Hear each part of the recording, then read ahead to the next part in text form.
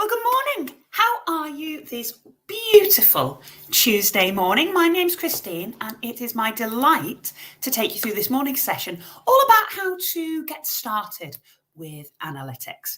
So, as I say, I'm Christine, and I'm one of the trainers here on Google's free skills training program, the Google Digital Garage. I'm a marketeer by trade. I've been involved in marketing since before it was even digital, and I have been privileged, I guess, to be able to develop a career alongside the technology that keeps on developing too. Alongside me today, I have the wonderful Kirsty. Now, Kirsty is also an extremely experienced Google Digital Garage trainer and coach, and she's there for you. She's there to help you with your questions. She's going to be dropping you some useful links. She's just a really nice person to be chatting on with. So you'll know it's Kirsty. You call Kirsty. She's got a little blue spanner next to her name. My suggestion is you jump straight in the chat right now. Introduce yourself, let her know what you're wanting to get out of today's session, and she's really going to help us bring that to life. To do that, you're going to need to be signed into your YouTube account. So if you're not signed in already, pop up to the right-hand side there. You'll be able to sign up or sign into YouTube, and that will give you access to the chat. As I say, let Kirsty know who you are, where you're joining us from today, and maybe what business you're in. If you're not in a business yet, what you're hoping to get out. I can see that we've got Aswin with us, we've got Labdi, loads of people joining us from all over the world. It'd be great to know where you are joining us from today. Other couple of little bits of housekeeping for you. What have we got? We've got lots of information for you coming your way via the website. So if you want to check out the link to that, it's on the description below. That'll take you through to our website. You can probably how you found us here this morning. So you can go back, book more webinars, check out the other things we've got for you. Any trouble viewing the webinar at any time, try refreshing your page. Classic, but a little bit of turning it off and on really seems to help. We are going to take some pauses throughout the session to answer some of your questions. So do get those questions into Kirsty. She'll answer them as she goes. And if she thinks there's any that would be great for the whole group to hear the answer to, she's going to send them over to me to take a look at. We've got captions running for you. So if that's going to be helpful, click on the CC where the captions are. And there might be quite a lot of information coming your way this morning, depending on where you're up to in your measurement journey. You might find that there's some sections of it that you really want to go back and look over again. Don't worry about that. We are running on YouTube Live, so you could pause it, but then you're going to lose out on the benefit of the chat. So the best thing to do is once this session's finished, we'll keep it live till about lunchtime tomorrow, and you can use the link you used to get here this morning and go back and rewatch any sections. My top tip is jot down the time code. So if there's a part you're really interested in rewatching, jot down the time code of it, and then you'll be able to fast forward directly to that part. All right, and as I say, we are running this Google Digital Garage virtual training as part of our broader offering of courses. So just check out the schedule of those on the website, which is linked below. All right, so today we've got, we're going to break down our analytics into some manageable chunks for you, because when people say analytics, they think of the measurement. There's a lot going on there. Pretty much every action that a marketeer takes on the internet, you want to be finding a way to measure it, so you know whether you're doing the right things. We want to do more of the right things and less of the things that don't work. So that's that kind of practical approach I want to take to analytics this morning. We are going to start by asking some questions. Because, as I say, I've been involved in marketing and business in broader senses for quite a long time. And there's an old saying in business that, by measuring something, you can actually change it. And definitely by when you're choosing what to measure, especially if you're asking other people to work to those measures, you're going to change the behaviors. So we need to be really careful when we're interrogating our data that we're asking the right kinds of questions. So we'll start by looking at that. We'll then look at some of the different ways you can answer your questions using the data. So we'll look at all kinds of different data sources. I love being a digital marketer. I love the fact that no matter what we do, we can find a way to measure it. We can use digital measuring to measure offline events as well as online events. So there's tons and tons that we could measure. So we'll look at some of the different ways you can go about and do that. And then we're going to go down into some depth on a tool called Google Analytics. Now, if you have a website, hopefully you're already using Google Analytics. If you're not, we'll go through that. It's a way of measuring every click that's taken on your website. If you don't have a website yet, if it's not the right time for you to be doing that, hopefully that area won't be lost to you, because what we do is Google Analytics is one of the most comprehensive tools, which can mean sometimes people take one look at it, don't understand it, so they go off and do something else with their data. By understanding what's going on with what you could measure in Google Analytics, it's going to help you apply that to wherever you get your data sources from. All right, so we'll take that one through. While I've got you, I just wanted to point out that if you are based here in the UK and you are working for or on behalf of a small business, a charity, and when I say small business, you know, it could just be you and your business idea, you and your kitchen table, your micro business, your startup, your side hustle, all of those business we're really wanting to help. So if you, as I say, if you are based here in the UK, you can sign up for a free one-to-one mentoring session from Google. Sessions are completely free and can help you one-to-one on a range of issues that you might be having. So maybe after today, you're really excited to get started with your analytics and you want somebody to chat it through with. That's a great use of one of our mentors. So do head over to g.co/UK mentoring to sign up. Okay, so let's jump on in and start thinking about interrogating data by asking questions, because we're asking the questions that hopefully later we'll find the ways to answer, but they've all got to be linked into your business. So we're going to use this 4-step framework when we're thinking about the questions and structuring the information we want to get from our business. All right, so we're going to look at 4 steps in turn.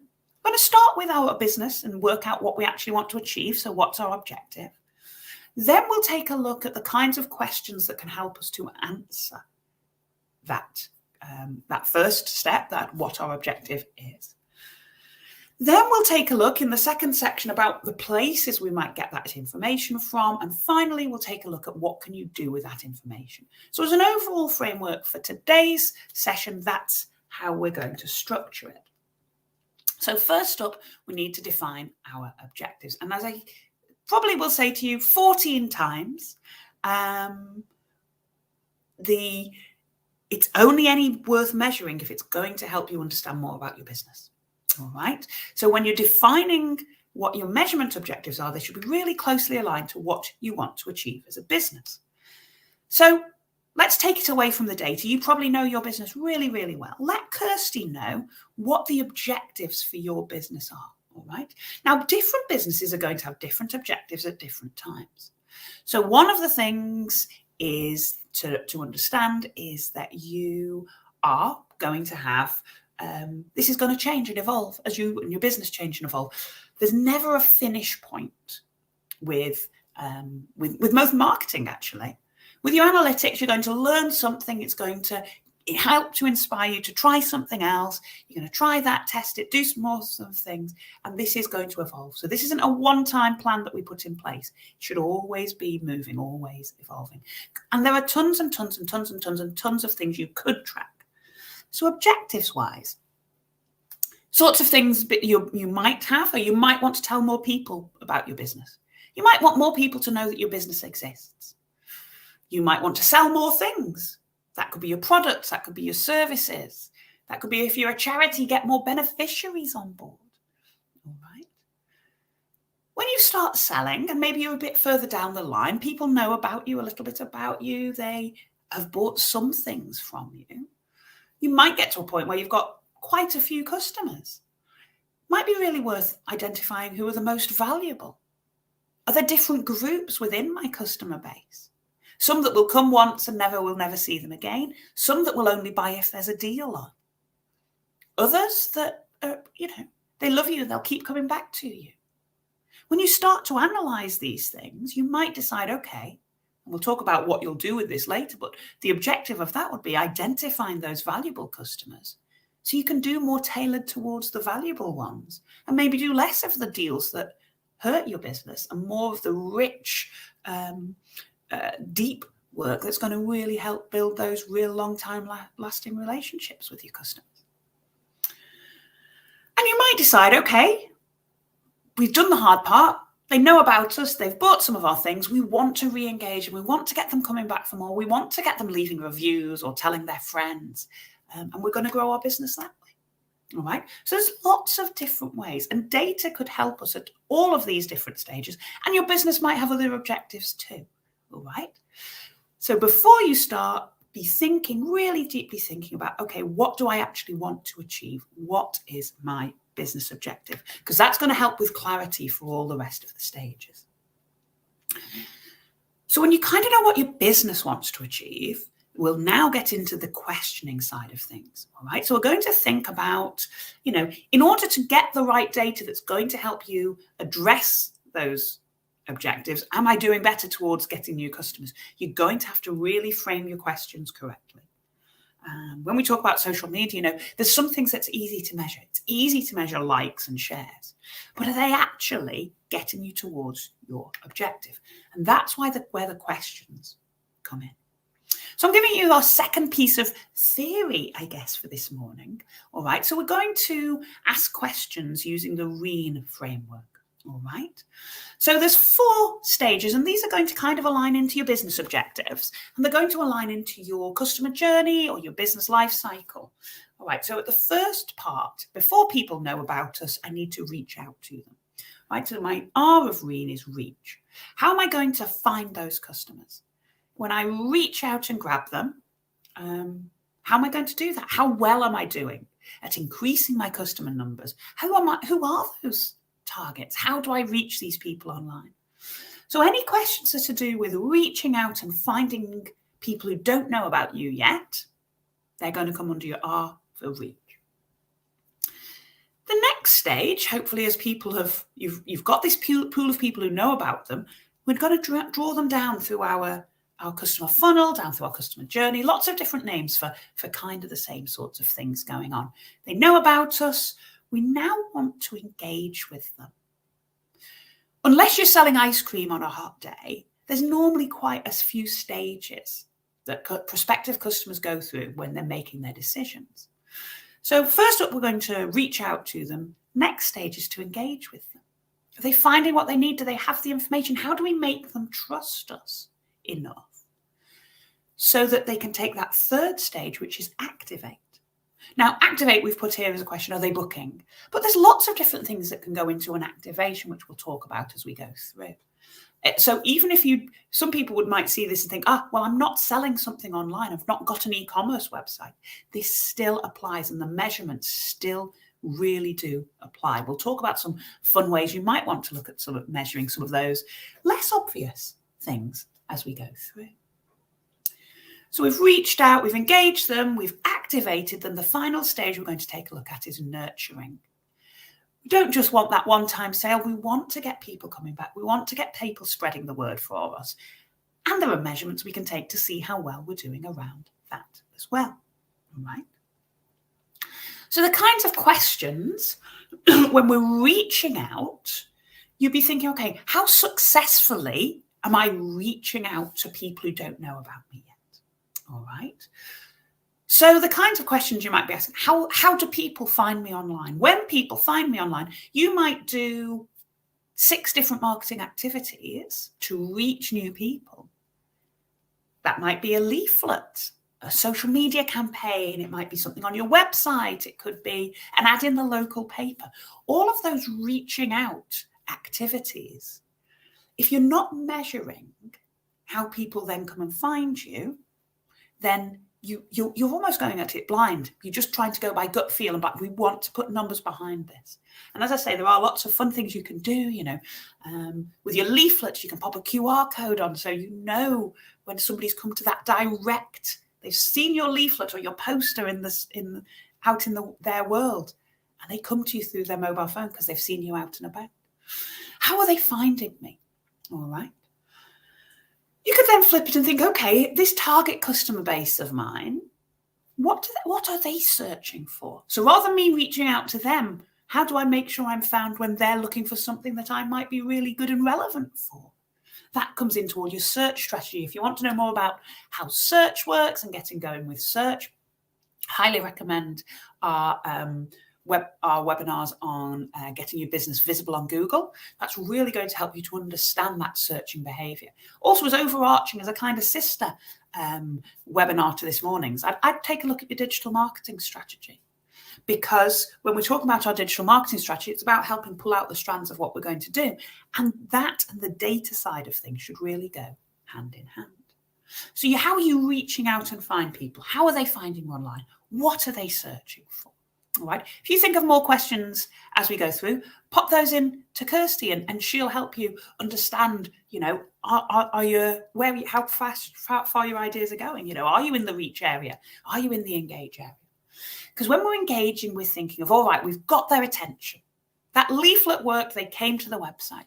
How do we feed them the information they need? We need them to know. So there'll be two sides to this as well. There's going to be an idea of, well, you have some information you want them to get. So there's an idea about, putting some things out there and then measuring which of them seems to be most engaging for them. All right.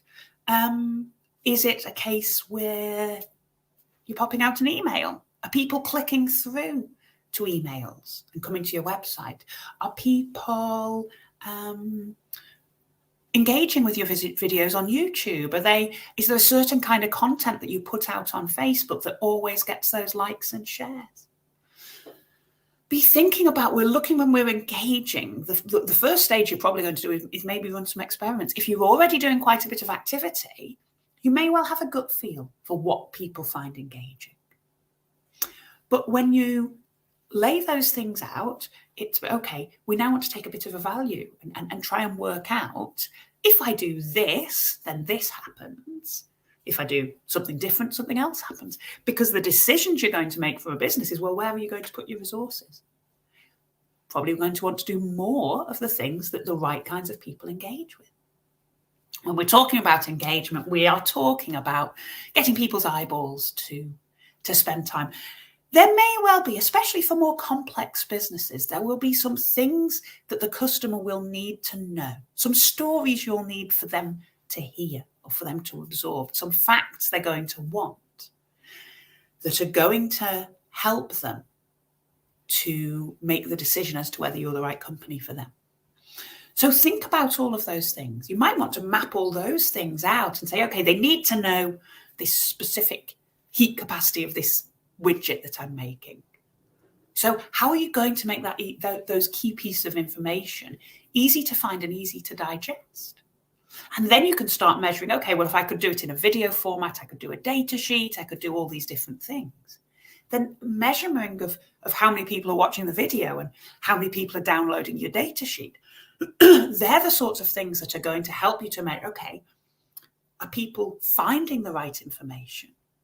And then, hopefully, once they've got enough information, they'll want to take an action with you. So the activate questions are things like, who are the customers? Not just how many people I reach on my beautiful social media sites where hundreds of people are liking and sharing. Who are the ones who actually take the action? Friend of mine's a hairdresser, and he does beautiful work, and he's very, very social media friendly. And he loves the fact he gets lots of likes and lots of shares. But actually, unless people are based within a certain radius, within his city, realistically, they're not going to come and see him. So they're not going to be actual customers. So he really has to think about, okay, when I'm activating, his activation is making a booking. Either picking up the phone to ring in and make a booking, or clicking through and making that live booking there and then. And only people within that geographic area are going to be able to do that. So that really informs this idea of different kinds of customers. All right.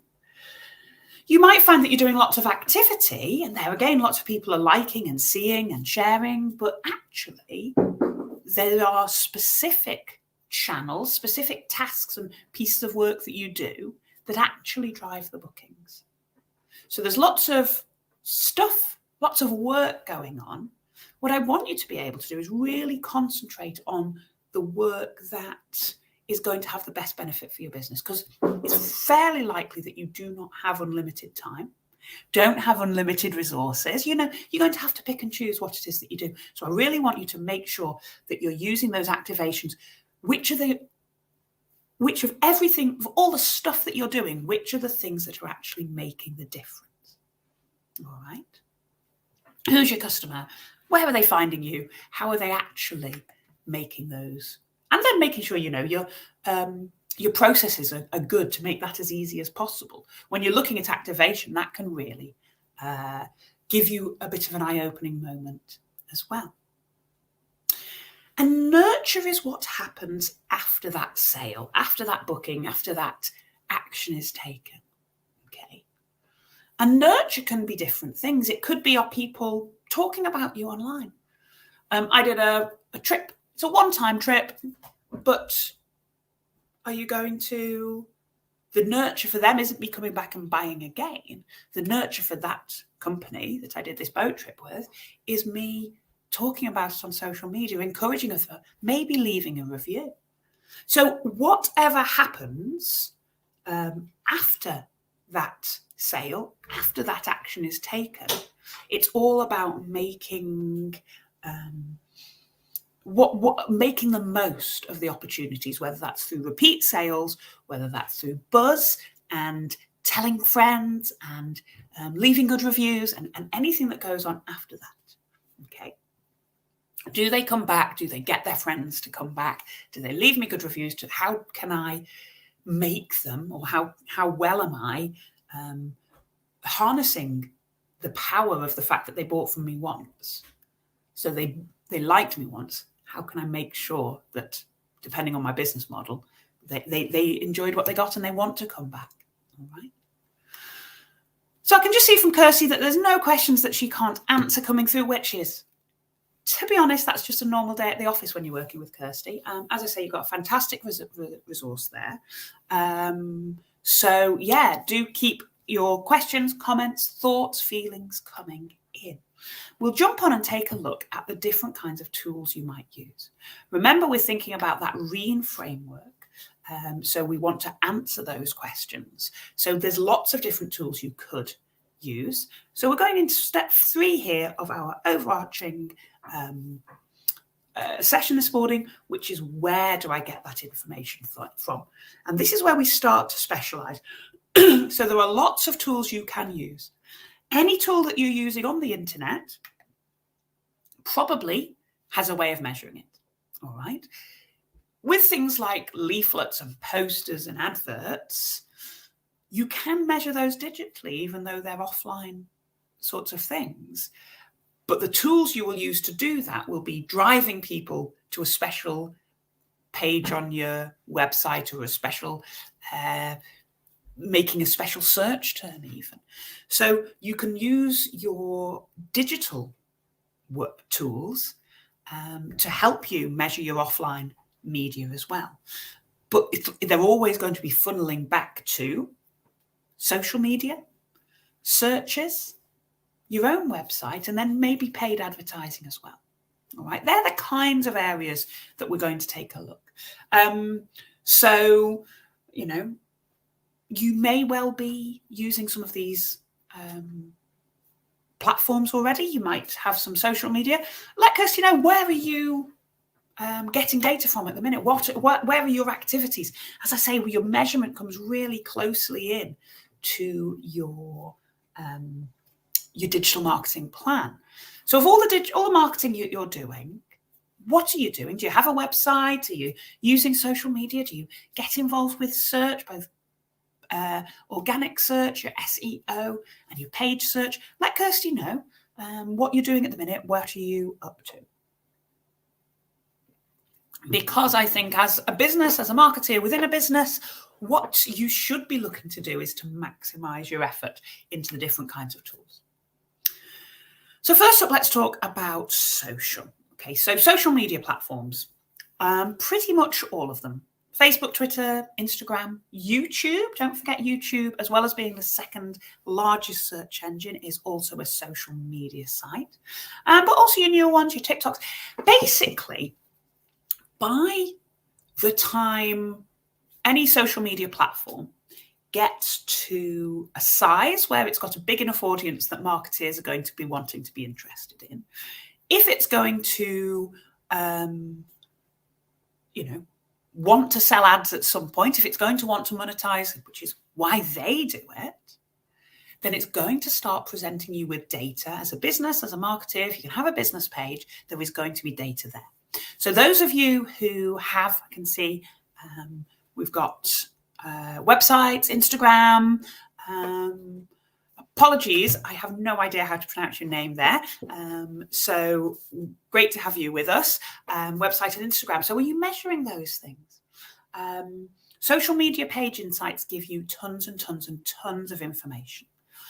When you're looking at your social media insights, we've pulled one off of just a page out of somebody's Facebook here. That it's just the information that comes. If you've been running social media for a while, have you tried looking and seeing which actions have the best consequences for it? You can start with, looking at, if I do this, what happens? And you might want to start by taking a gut feel for some of the information that's there.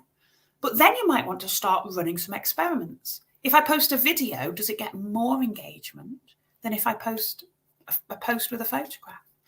If I post at 9 a.m. and 3 p.m. and 8 o'clock at night, how do people engage at the different sorts of times? So you can start thinking about, really honing in on the types of actions you take, on the, what's actually the problem with social media sometimes. And this especially, you can use something like a Hootsuite or a Media Manager that helps and pulls the data back in together for you as well. But they measure it all slightly differently, slightly different terminology. But actually what you're looking to do is causes and effects. And when you come back to our framework we were talking about, make sure that you're measuring the things that you are measuring for aren't the vanity measures, likes and shares amongst people who will never buy your products. Likes and shares amongst people who think your work that you do is great and they're just going to, do it again for themselves. How will I copy this at home? But those people within, you've got your super sets of customers. Can you identify like the geography or the people who, have actually been and had their hair done at you and are liking it and sharing it within their communities? And therefore you're much more likely to get their friends. So when you're thinking about your social media, go deeper with the data that's there, all right? And you can there see as well whether you're sending traffic to particularly your website, for example. If you have a website, you may well be trying to drive traffic to your website using search. Excuse me.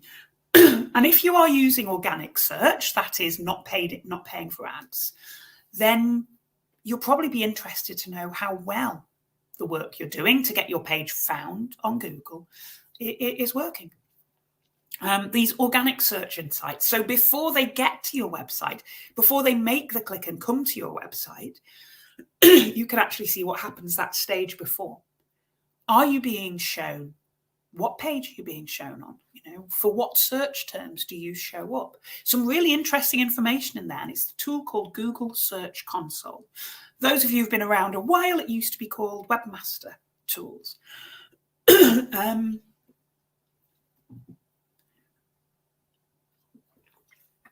Excuse me, sorry about that. Just got a little frog going in their throat. So, really interesting information on Google Search Console. You can look at that, what happens before the click.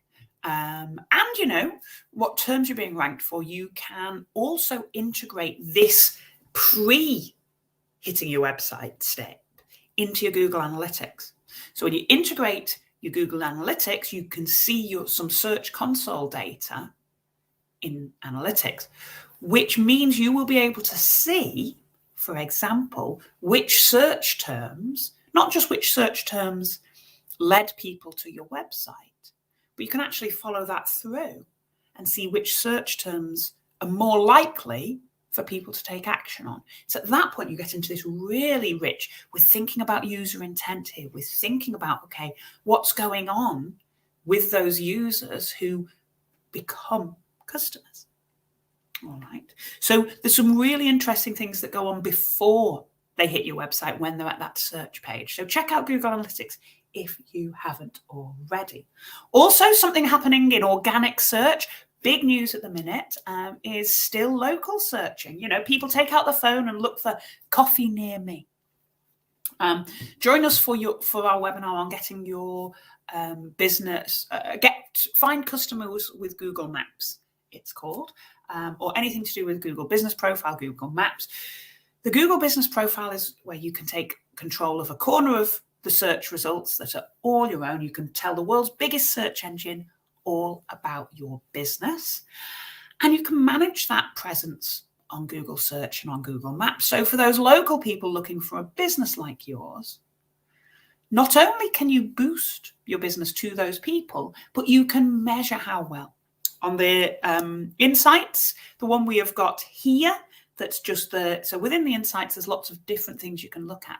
The one we've got here are the searches, and blue are discovery searches and green are direct. And what that means is in that donut chart, the people who were green knew that person's business, searched for that business and found that business. Brilliant, they found their business listing. The blue are discovery searches. That means they looked for the category. They looked for a plumber in their area, and this business came up. So which is better? Well, you kind of want some of both. If you are reaching, then discovery searches are fantastic. If I want to see how well my reach activity is doing to reach new people, then discovery searches are fantastic. However, if I'm looking to engage and activate, I want to be taking those discovery ones who find me because I'm a plumber into direct ones who, you know, search for me by name because they already know who I am and they like or trust me in some way. All right, so think about those, you know, there's not a one best, but think about the actions you're taking, the stage you're in, what's realistic. And ideally, I want to increase both. I want more people to find me because they know my name and more people to find me because I've got a great listing that they can search for somebody locally and find me. So within the Google Business Profile, you can see things like where geographically people roughly asked for directions to your business. It's a really good indicator of how close people are when they're looking for you.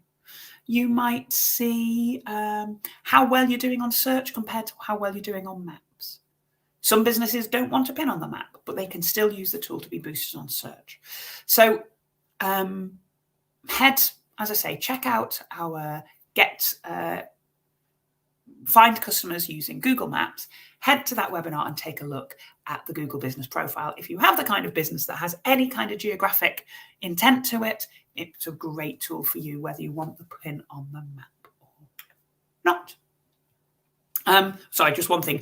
What the Google Business Profile does, although you can click through to a website, on the Google Business Profile, you can also ask for directions. You can also book there and then online. You can also hit click to call, if that's or hit to message. So lots of actions can be taken before you even hit a website. And you can be found in Google Search without having to have your website now. So lots and lots of things to measure depending on the different stages you're in. It really is a good tool to have. And I've deliberately left Google Analytics till last. Mainly because we're going to take a bit of a deeper look at it. If you have a website, I'm hoping you're measuring the clicks somehow or you've set up to be able to.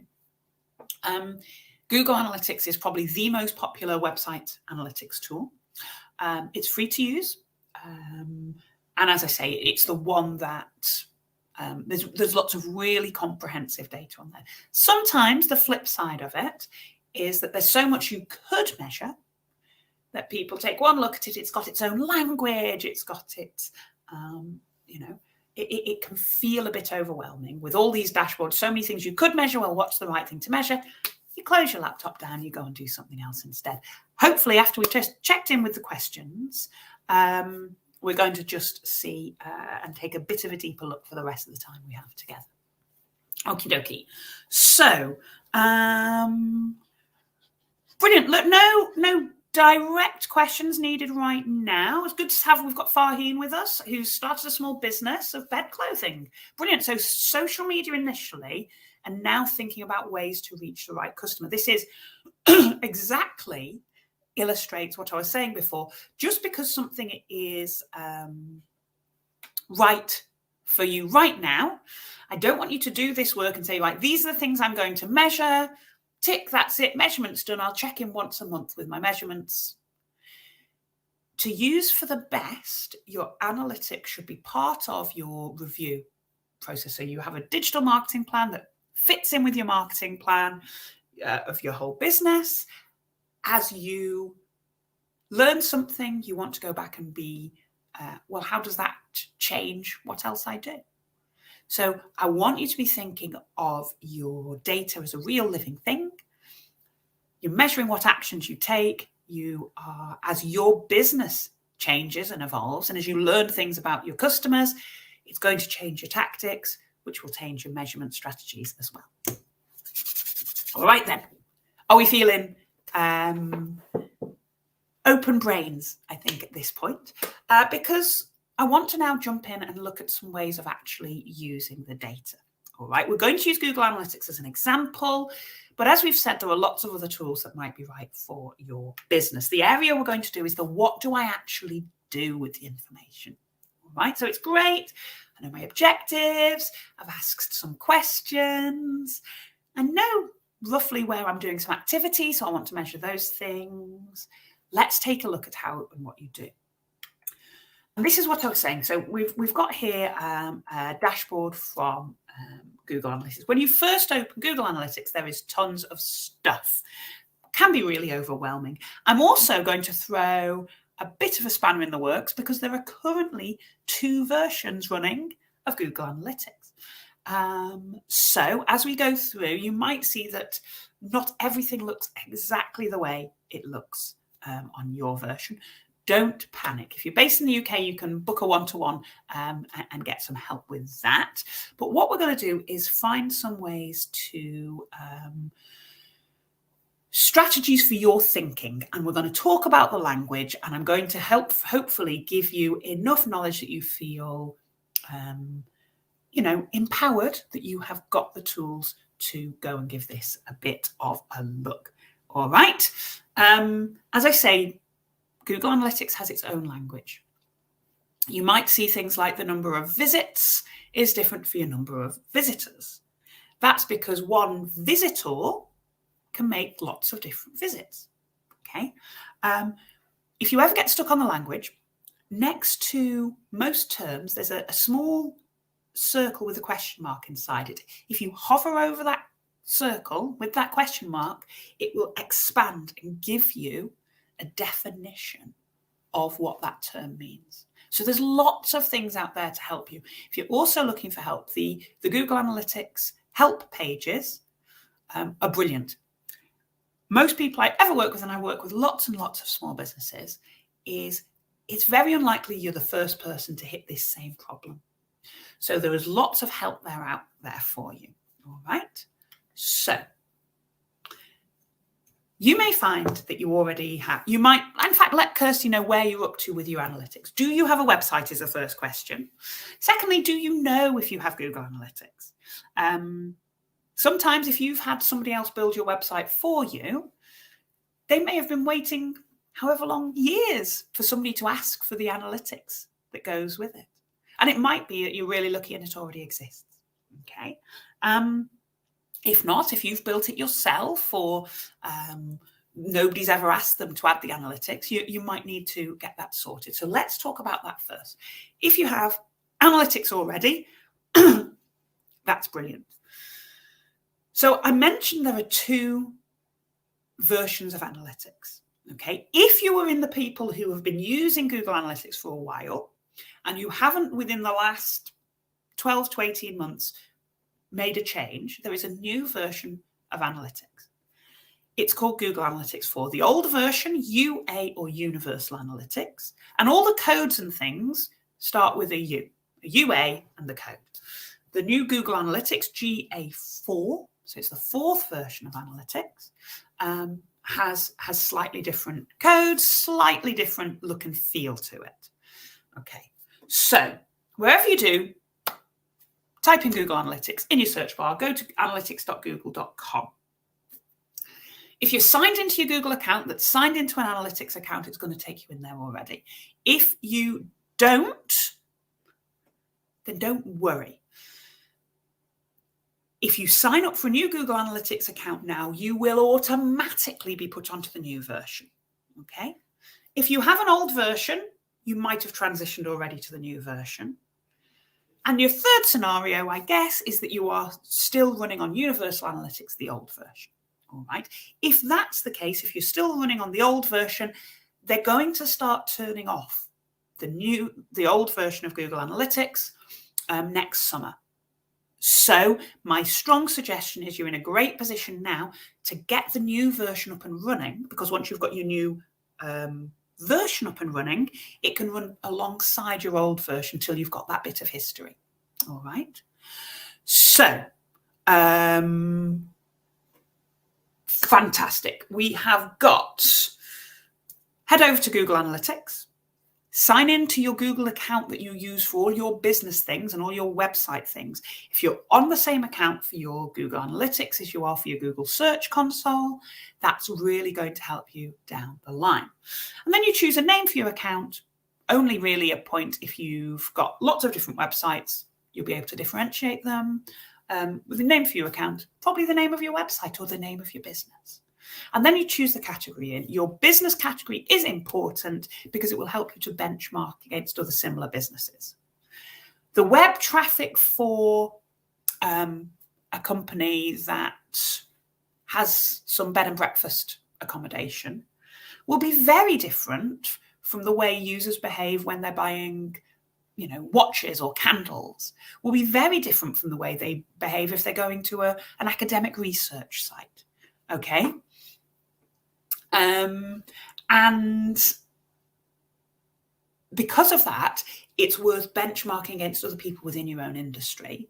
And then later, obviously, the way a small bed and breakfast traffic behaves is different from people who are in the same industry. Maybe they're a huge hotel chain. You can also then look at only benchmarking against other similar businesses based on the amount of traffic you get. So it's really a good idea to choose an industry category to help you with your benchmarking. Okay. Then what you have to do is you have to tell Google Analytics the address of the website that you're authorized to track, and you have to tell your website that it's all right to send the tracking info to Google Analytics. Right, and we do that with a tracking code. Here's another difference that you'll be able to see. We've actually still got the old version here. So this tracking ID, UA, that if you have a UA code that's tracking, that means you're on the old version of Analytics. What we need to do is to find you the new code, which will start with a G. All right. But the idea behind it is the same. You go to the admin, you look at the tracking info and the tracking code within the property that you're looking to track, and it will give you this code. When you first set it up, it's the first thing you have to do, because you have to tell your website, send my info to Google Analytics, and Google Analytics to receive that. All right, and we do that with this tracking code. And you basically try this tracking code here, which is either UA if you've got the old version, G code if you've got the new, and you plonk it onto the top of every page of your website, which sounds complicated, but you're not the first person who's ever had to do this, and all of the website builders know that people want to do this. This is, so basically, depending on whether you're using Wix or WordPress or GoDaddy or a developer, you just need to make sure that they get that code and it goes onto your website. So all of those website builders that I've already mentioned, your WordPresses, your Wix, your GoDaddies, you're not the first person who's ever had to do this. Check out their help pages for how to add Google Analytics tracking code, and they will have step-by-step instructions for you. It might be that it's a plugin. It might be that it's a theme, a box in the admin panel of your theme. Some people have it within the marketing info of the website that they can track this. You're not the first person who's wanted to do this. There will be a way to do it. Check out the help pages of your website provider is probably the most comprehensive way that you're going to have those information. All right. And what you do then is you copy that code, whether it's a UA code. If you have a UA code already, my suggestion is you go right back through and set up a new Google Analytics 4 property. So instead of having this UA code, you go and you take and you find a way to add your Google Analytics 4. All right. Good. Let's jump into it. So no matter which version you're looking at, we're going to get the answers to our questions from the reports. All right. 4 key areas of reporting, which I'm showing on the screen now. Now, within the old version of Google Analytics, and this is, if you're not sure which version you're looking at, lean in, because this is the part you're going to be looking at. Audience is who the people are. That's the same in both. Acquisition is how did they find me? How did I acquire them? That's the same in both. In the old version, it says behavior for what are they doing? Okay. The new version, it says engagement. How are they engaging? It's the same kind of information, just had a little bit of a rebrand on the naming. All right. Then the 4th section is conversions. What are they worth to me? And in the new version, it's called monetization. All right. So we've got some language switches there, but the thought and intent behind them are very similar. And why you might have your head in your hands at this point, why is it so different? Why have they changed it? They've changed it because human behavior has changed. When Universal Analytics was built, pretty much people went to a website, businesses only had a website, they'd look on the website and off they'd go. And I'm doing this because it would be mainly a keyboard with a computer. Now we might go through a mobile or a desktop or a tablet. We might go through an app. So there are lots of different ways now. And sometimes we'll start on our computer and then we'll go off and find it on our phone later, or vice versa. Okay. So because the customer journey with all the different devices and all the information, all the different paths we might take, Google Analytics 4 is aiming to help you get your arms around all of those different things. Okay. But the theory remains the same, just there's a bit of difference in the way we actually go around doing it. So audience, who they are, acquisition, how I found them, how I acquired them, how they found me.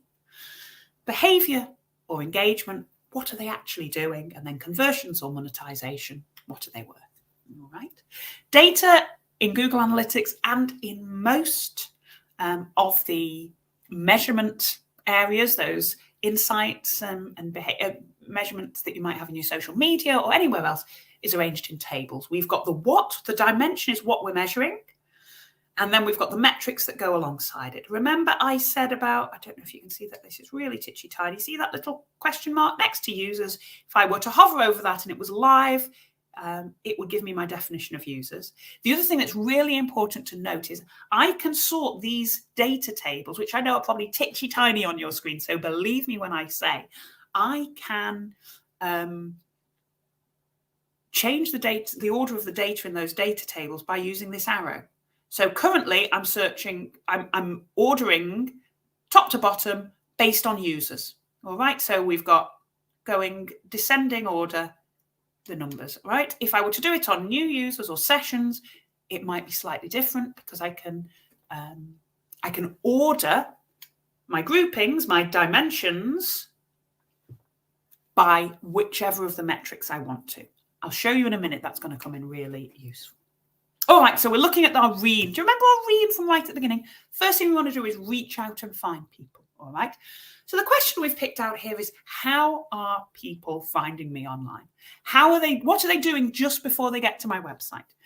This report is the report I will always start with whenever I first take a look at somebody's website with them. All right, so if I'm looking at their analytics, first thing I want to know is, well, how are people finding the website? All right, because then you'll go into deeper work of, does that match with the work I'm doing? Is that, what am I winning in? What are they doing? All right, so the report, how people find me online. We go to our left-hand navigation, and under reports, we go to the acquisition. And then we've got the all traffic and the channels report. All right, so the channels report gives me, and I know it's really, really tiny here, but basically it says that organic search, it's been sorted by the number of users. And in this thing, organic search, this particular website, for this particular time period, organic search beats referrals, direct, social paid search, and they go down descending. All right, we've got tons of other info we can see about them as well. But for the first thing we want to know is we go to acquisitions and we look at the traffic reports to see where our traffic is being acquired from. Where have they found it? So here, organic search is sending the most visitors to this website. All right. Now, because I've linked up my Google Search Console, like with loads of places on the internet, if something's linked in blue, I can click on it and it will take me down to the next level of data. If I were to click on organic search and I've listed my Google Search Console correctly, I've set that all up correctly, I'll actually get the search terms that are driving the traffic as well. So it can get really interesting really quickly. But what can we actually do with this information? All right, we can look at those search terms. Which ones drive the traffic? Does that make sense? You know, are we being found for the things we would be found for? What does it tell us about the intent? We might say, well, I'm doing loads of work on social media and not driving people through to my website. Is that something I want to do? Is that something I'm looking at? So you might decide to look at building links better into your social media, build into your social media strategy that an outcome of your social media strategy is to get people to your website. All right.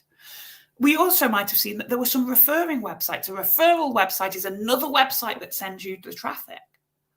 That could be really interesting. Let's look at those referral sites. Who's sending me? It could be if I'm a tourism site, that the local tourist board is sending me traffic.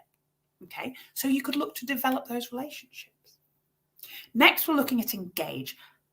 How are people, when they find me, what are they doing? What are they engaging with? And already in the language of the engage, remember we had those, I said in the old version it's called behavior. In the new, this is so important. What are they engaging with? They've actually, handily for us, in the new version, it's called engagement. What are they engaging with? Where are they spending their time? What things are interesting to them? Are they watching that video to the end? Okay, so here's a great report to look at within the behavior or the engagement. You can just take a look at the content, all pages in the content, and take a look at which pages are having more time spent on them. With the new version, Google Analytics 4, there is lots of information about all the different ways people engage. So rather than just time spent on a website, you know, are they scrolling through? How many pages? How long do they spend scrolling? Lots of rich information in there, all right, which will help you to see what works and what doesn't. Are some pages getting any views? It could be your About Me page, About Us page, you know. What's the point of all the different pages on your website? If there's a good point for them being there, make them interesting, link into them so people engage with them. If they're not that interesting to people, you might want to spend your time producing different kinds of better content. Because if you do more of what seems to work, you'll do more engagement with those people. And remember, you've got the flip side of it, of the business. If you need to make sure they have this vital piece of information, put it out in some different ways and see what they actually find is engaging. With engagement, you can also look at where you lose people. All right. So really worth, if you're going to lose people, why are you losing them at that particular page? All right. Really interesting to look at. Activation is all about, well, getting them to take that action. On a website, your action could be downloading a file, signing up for a newsletter, lots of actions that don't have to be e-commerce. However, if you are running e-commerce, you can look at the monetization area or the conversions area.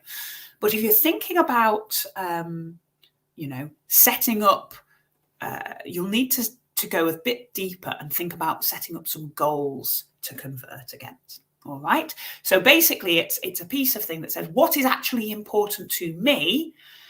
Let's track those things. I want to track them when they download this particular information. I want to track when they watch a particular video. I want to track when they visit 8 different pages of my site because it shows that they're engaged. You can set what's actually engagement looks like for you. For this particular one, we're going to have a look back at that channel report that we looked at a little bit earlier. Here they've got some activations and they've actually set up registrations. So as I say, this is really tiny, but actually what they've done here is they've said, yep, traffic coming to the website is fantastic, but which actually leads to action? They've set up some goals which were to take a registration. As I say, that could be signing up for something, downloading something, whatever it is. And then they've done the thing, and I'm sorry, this is so tiny. They've done the thing where they've sorted by registrations. And they can see they get an average of 3% of the traffic that comes to their website registers, but their best performing channel is over double that at 7%. And that's actually referrals. Referrals do well, then direct, then paid search, and organic search that sends them most of their traffic is actually way down the list of referrals, of successful activations. So it's really worth looking at not just how many people look for something, but exactly what's having those actions. Remember those most valuable customers. So don't get distracted by the fact loads of visitors come. Which are the visitors taking the actions? All right. So that was the acquisition, the all traffic and the channels report. But as to what we could actually do with that information, if one channel's performing really, really well, do more of that. You may well find actually when you map out your customer journey, what happens, and this is what Google Analytics 4 is trying to help you to do, that they find you on search first time, but they only book once they've been back a couple of times. So if you still need to chuck people in at the top, find as many as you can, but then you want to draw them through that engagement as quickly as possible so that they do take those actions. All right. And finally, with Nurture, you're looking at things that happen after the sale. With Nurture, we're looking at repeat bookings. We're looking at finding maybe people who leave us a review, people who go out on socials and tell about us, people who have signed up for our email and then click the link on the email and use the loyalty code. All right. With this one, they've said about, gathering reviews is a really important thing for them. So they've set a way to track it in their analytics. Be thinking of lots of ways outside Google Analytics you can track these things as well. If you're getting reviews, respond to them. Nurture those users as real people. Okay. I can see we had questions coming in that Kirsty's been answering as we've gone through, which is amazing because, as usual, we have come right up to the buffers on our time. So what I would like you to do before we part is have a real think about, okay, what's your next step? If you're on Universal Analytics, it might be getting onto Google Analytics 4. If you haven't used your analytics for a while, it might be all about getting involved and taking a fresh look. It might be taking another webinar, doing another course to look at your strategy or and see how that all ties in with what we've talked about today. Let Kirsty know in the chat. If you put it out there to the universe, use us as your accountability buddies, you're much more likely to take those actions. You could rewatch what we've talked about today, or if you're based in the UK, you might want to book one of those free one-to-one mentoring sessions. Head over to g.co/UK mentoring for that. Otherwise, thank you so much for your time today. I hope you've enjoyed this early morning learning all about getting started with analytics. I've been Christine. I've been ably assisted by the wonderful Kirsty. Head over to the website, linked in the description below, to find out what else is coming up from the Google Digital Garage. Continue your learning in your own time. Join us for more webinars, search and book for those. Even if you're in the UK, we have face-to-face sessions coming up around the country that you can take a look at. Other than that, thank you for joining me today. We all look forward to welcoming you again to another Google Digital Garage training session sometime soon. Have a fabulous day.